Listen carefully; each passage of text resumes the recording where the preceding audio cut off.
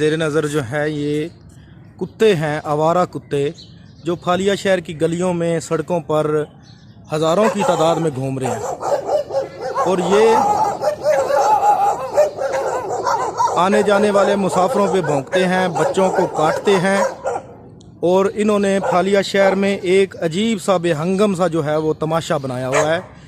इनकी रोकथाम के लिए पहले जो है TMA फालिया और बल्दिया जो थी वो जहर पाशी का इंतज़ाम करते थे, इन कुत्तों को जहर डालते थे, आवारा कुत्तों का जो है सद्देबाब करते थे। लेकिन अब अरसे से साल से इनके ख़िलाफ़ कोई मुहिम नहीं चलाई गई, कोई कार्रवाई नहीं की गई, जिसकी वजह से ये हज़ारों की तादाद में घूम रहे हैं। और खुदा न खास्ता अगर ये कुत्ते बावले हो जाते हैं, अगर ये कुत्ते पागल हो जाते हैं तो ये बहुत ज़्यादा नुकसान कर सकते हैं, बहुत ज़्यादा जो है ख़तरनाक हो सकते हैं।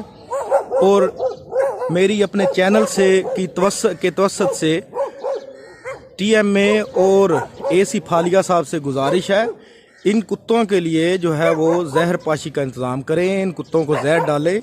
और ये आवारा कुत्ते जो हैं, ये जो पब्लिक के लिए ख़तरनाक हैं, इनका बंदोबस्त किया जाए। ये नाजरीन, मैं एक बार फिर कह रहा हूँ कि हज़ारों की तादाद में फालिया शहर में और इर्द गिरदो नवाब में घूम रहे हैं और इनको कोई रोकने वाला, कोई टोकने वाला नहीं है। और ये राहगीरों पर, बच्चों पर भौंकते हैं और उनको काटते हैं। अक्सर औकात जो है ये कुत्ते बावले हो जाते हैं, जिसकी वजह से नुकसान होता है।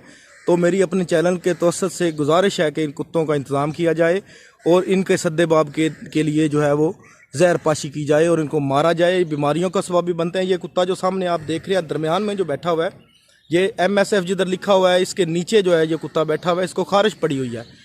इस तरह के कुत्ते जो है बीमारियां फैलाने का बायस भी बनते हैं।